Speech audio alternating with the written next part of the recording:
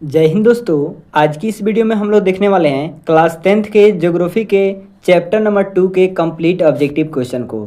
दोस्तों chapter number 2 है हमारा कृषि। इसके कंप्लीट ऑब्जेक्टिव क्वेश्चन को हम लोग आज की इस वीडियो में देखेंगे। इससे पहले हम लोग ज्योग्राफी के यानी भूगोल के चैप्टर नंबर 1 के कंप्लीट ऑब्जेक्टिव क्वेश्चन को देख लिए हैं। यदि आप लोगों ने उनमें से किसी भी वीडियो को नहीं देखा है तो उसका लिंक डिस्क्रिप्शन बॉक्स में मिल जाएगा, या फिर आप चैनल पे भी जाकर उसको देख सकते हैं। हम उसका अलग ही प्लेलिस्ट बना दिए हैं। तो चलिए दोस्तों, आपके समय को बिना वेस्ट किए आज की इस वीडियो को शुरू करते हैं। तो हमारा फर्स्ट क्वेश्चन कह रहा है कि मूंगफली किस प्रकार की फसल है। और दोस्तों यदि अभी तक आपने इस चैनल को सब्सक्राइब नहीं किया है तो इसे सब्सक्राइब जरूर कर लीजिएगा। चलिए शुरू करते हैं। तो कह रहा है क्वेश्चन कि मूंगफली किस प्रकार की फसल है। तो मूंगफली जो है दोस्तों यह खरीफ फसल का उदाहरण है, यानी ऑप्शन नंबर बी जो है इसका बिल्कुल राइट ऑप्शन हो जाएगा। खरीफ, रबी और जायद 3 प्रकार की फसलें होती है, तो मूंगफली जो है यह खरीफ फसल का उदाहरण है। हमारा अगला क्वेश्चन है कि आलू किस प्रकार की फसल है। तो दोस्तों आलू जो है यह भी खरीफ फसल का ही उदाहरण है। नेक्स्ट क्वेश्चन कह रहा है कि भारत में सर्वाधिक क्षेत्रफल पर किस फसल की कृषि होती है। तो सर्वाधिक क्षेत्रफल पर जो है चावल की कृषि होती है, तो ऑप्शन नंबर बी इसका राइट आंसर हो जाएगा।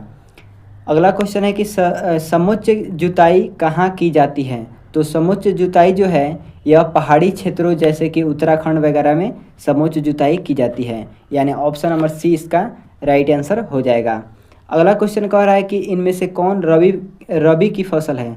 तो दोस्तों रबी की फसल हो जाएगा चन्ना। चन्ना जो है एक प्रकार का रबी फसल है। अगला क्वेश्चन है कि किस फसल को उजला सोना के नाम से जाना जाता है। तो ये आप सभी जानते हैं कि कपास को उजला सोना के नाम से जाना जाता है, जो कि काली मिट्टी में उपजने वाला फसल है। किस फसल को सुनहरा रेशा कहा जाता है। तो सुनहरा रेशा दोस्तों जूट को कहा जाता है। निम्नलिखित में से कौन उस कृषि प्रणाली को दर्शाता है जिसमें एक ही फसल लंबे चौड़े क्षेत्र में उगाई जाती है। तो दोस्तों यह जो है यह रोपण कृषि को दर्शाता है या फिर बताता है। अगला क्वेश्चन कह रहा है हमारा शुष्क कृषि में निम्नलिखित में से कौन सी फसल नहीं बोई जाती है। तो शुष्क कृषि में गन्ना जैसे फसल नहीं बोई जाती है। दोस्तों आप लोग वीडियो को लाइक करते रहिएगा और साथ में चैनल को भी सब्सक्राइब करके ज़रूर रखिएगा। तो चलिए अगला क्वेश्चन को देखते हैं। अगला क्वेश्चन है निम्नलिखित में से कौन सा राज्य भारत में चाय का सबसे बड़ा उत्पादक है। तो भारत में सबसे बड़ा चाय का उत्पादक राज्य असम है। चावल की खेती मुख्य रूप से होती है। तो दोस्तों इसकी खेती जलोढ़ मिट्टी में होती है। जलोढ़ मिट्टी के बारे में हम आपको पहले चैप्टर में बहुत बढ़िया से बता चुके हैं। चाय के उत्पादन में विश्व में भारत का कौन सा स्थान है। तो दोस्तों यह जो है दूसरा स्थान है चाय के उत्पादन में। रबी की फसल पैदा होती है। तो रबी की फसल जो है यह जाड़े के मौसम में होती है। दोस्तों हमारा अगला क्वेश्चन कह रहा है कि जूट किस जलवायु का पौधा है। तो जूट जो है यह उष्ण और आर्द्र जलवायु का पौधा है, तो ऑप्शन नंबर सी इसका राइट आंसर हो जाएगा। अगला क्वेश्चन है कि अरेबिका किस फसल की उत्तम किस्म है। तो अरेबिका जो है यह कहवा की उत्तम किस्म है। संसार के चावल उत्पादक देशों में भारत का कौन सा स्थान है। तो इसमें भारत का दूसरा स्थान है चावल के उत्पादन में। भारत में कौन सा राज्य सबसे अधिक गेहूं उत्पादन करता है। तो गेहूं के उत्पादन में उत्तर प्रदेश सबसे आगे है, यानी ऑप्शन नंबर सी इसका बिल्कुल राइट आंसर हो जाएगा। गेहूं उत्पादन में विश्व में भारत का कौन सा स्थान है। तो गेहूं के उत्पादन में भी दूसरा है और चावल के उत्पादन में भी दूसरा है। भारत का सबसे बड़ा जूट उत्पादक राज्य कौन सा है। तो जूट उत्पादक राज्य जो है सबसे बड़ा भारत का पश्चिम बंगाल है। अगला क्वेश्चन है कि निम्नलिखित में से कौन खरीफ फसल है। तो दोस्तों खरीफ फसल यहाँ पे देखा जाए तो चावल एक प्रकार का खरीफ फसल का उदाहरण हो जाएगा। नेक्स्ट क्वेश्चन कह रहा है कि चावल किस प्रकार की जलवायु का पौधा है। तो चावल जो है ये है उष्ण शुष्क जलवायु का पौधा, यानी ना ही ज़्यादा ठंडी और ना ही ज़्यादा गर्मी चावल है। तो चावल जो है दोस्तों यह खरीफ फसल है। काली मिट्टी उपयुक्त है। तो काली मिट्टी उपयुक्त जो है कपास के लिए उपयुक्त है, जिसको हमने अभी आपको बता दिया है। दाल किस पौष्टिक अंश का स्रोत है। तो दाल में आप सभी जानते हैं कि प्रोटीन काफ़ी ज़्यादा मात्रा में पाया जाता है, तो ऑप्शन बी इसका राइट आंसर हो जाएगा। नेक्स्ट क्वेश्चन है कि निम्नलिखित में से कौन रबी की फसल है। तो दोस्तों रबी फसल जो हो जाएगा गेहूँ एक प्रकार का रबी फसल है। अगला क्वेश्चन है हमारा रबी की फसल किन महीनों में बोई जाती है। तो रबी की फसल अक्टूबर नहीं नवंबर महीने के महीने में बोई जाती है रबी की फसलें। अगला क्वेश्चन है कि निम्नलिखित में कौन व्यावसायिक फसल नहीं है। तो व्यावसायिक फसल कौन सा नहीं है दोस्तों, तो गेहूँ एक प्रकार का व्यावसायिक फसल नहीं है। अगला क्वेश्चन है कि निम्नलिखित में से कौन रोपण फसल नहीं है। तो दोस्तों यहाँ पे गेहूँ जो है यह रोपण फसल नहीं है। आप सब जानते हैं कि गेहूँ जो है ऐसे ही छींट दिया जाता है, यह रोपा नहीं जाता है। अगला क्वेश्चन है कि भारत की प्रमुख खदान फसल कौन सी है। तो खदान फसल देखा जाए यहाँ पे तो धान हो जाएगा खदान फसल। अगला क्वेश्चन है कि निम्न में कौन खरीफ फसल है। तो खरीफ फसल दोस्तों यहाँ पे कपास हो जाएगा खरीफ फसल, यानी ऑप्शन नंबर डी जो है इसका राइट आंसर हो जाएगा। नेक्स्ट क्वेश्चन कह रहा है धान का एक प्रकार है।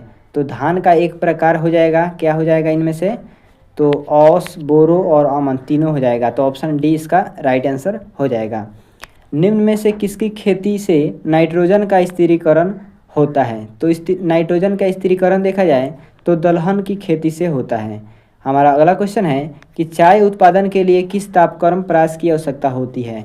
तो इसके उत्पादन के लिए दोस्तों किस तापक्रम परास की आवश्यकता होती है। तो 20 डिग्री सेल्सियस से 30 डिग्री सेल्सियस। आइए हम लोग अगला क्वेश्चन देखते हैं। हमारा नेक्स्ट क्वेश्चन नंबर 34 है वर्षा ऋतु में बोई जाने वाली फसल है।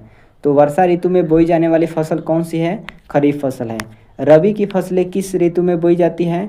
तो हमने अभी देखा है कि रबी की फसलें जो है शीत ऋतु में बोई जाती हैं। निम्न में कौन रोपण फसल का उदाहरण है। तो दोस्तों रोपण फसल का उदाहरण हो जाएगा रबड़, चाय और गन्ना तीनों हो जाएगा। तो ऑप्शन नंबर डी इसका राइट आंसर हो जाएगा। दोस्तों हमारा अगला क्वेश्चन है कि निम्न में से कौन दलहनी फसल वायुमंडलीय नाइट्रोजन का स्थिरीकरण नहीं करती है। तो कौन सा दलहनी फसल है, तो राजमा है। ज्वार उत्पादन में किस राज्य का स्थान प्रथम है। तो दोस्तों ज्वार के उत्पादन में देखा जाए तो महाराष्ट्र राज्य का स्थान प्रथम है। निम्न में कौन कृषि आधारित उद्योग नहीं है। तो कृषि आधारित उद्योग सीमेंट उद्योग नहीं है। हमारा नेक्स्ट क्वेश्चन कह रहा है कि किस भाग में मैंग्रोव वन सबसे अधिक पाया जाता है।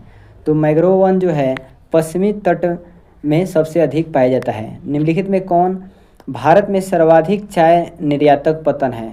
तो सर्वाधिक चाय निर्यातक पतन जो है कोलकाता हो जाएगा। ऑप्शन बी इसका राइट आंसर हो जाएगा। कह रहा है कि औस प्रकार है। तो हमने अभी देखा जो औस प्रकार है धान का एक प्रकार है। तो ऑप्शन नंबर बी जो है इसका राइट आंसर हो जाएगा क्वेश्चन नंबर 42 का। नेक्स्ट क्वेश्चन है कि भूमिगत जल स्तर की गिरावट रोकने के लिए कौन योजना चलाई गई है। तो इसकी गिरावट को रोकने के लिए वर्षा जल संग्रहण, डीप सिंचाई और वाटर शेड मैनेजमेंट इन सभी का उपयोग किया गया है। तो ऑप्शन डी इसका बिल्कुल सही जवाब हो जाएगा।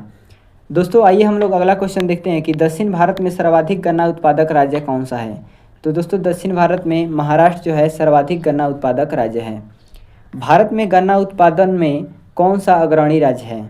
तो भारत में देखा जाए तो उत्तर प्रदेश अग्रणी राज्य हो जाएगा। दोस्तों हमारा अगला क्वेश्चन है कि ऑपरेशन फ्लड को किस अन्य नाम से भी जाना जाता है। तो ऑपरेशन फ्लड को दोस्तों और किस नाम से जाना जाता है। तो इसको जो है हम लोग श्वेत क्रांति के नाम से भी जानते हैं, यानी ऑप्शन बी आपका राइट आंसर हो जाएगा। दोस्तों आज का हमारा लास्ट क्वेश्चन कह रहा है कि अंडमान एवं निकोबार द्वीप समूह में झूम कृषि को किस नाम से जाना जाता है। तो दोस्तों इसे जो है दीपा के नाम से जाना जाता है झूम कृषि को। तो ऑप्शन बी आपका राइट आंसर हो जाएगा। तो दोस्तों इस प्रकार हम लोगों ने चैप्टर नंबर 2 के कंप्लीट ऑब्जेक्टिव क्वेश्चन को देख लिया है। नेक्स्ट की वीडियो में हम लोग देखेंगे चैप्टर नंबर 3 जिसका नाम है निर्माण उद्योग। तो दोस्तों वीडियो आपको कैसा लगा कमेंट करके ज़रूर बताइएगा और इसी प्रकार की वीडियो को देखने के लिए आप चैनल को सब्सक्राइब करके ज़रूर रखिएगा और वीडियो को अपने दोस्तों में भी शेयर ज़रूर कर दीजिएगा। तो चलिए हम मिलते हैं इसी प्रकार की नेक्स्ट वीडियो में।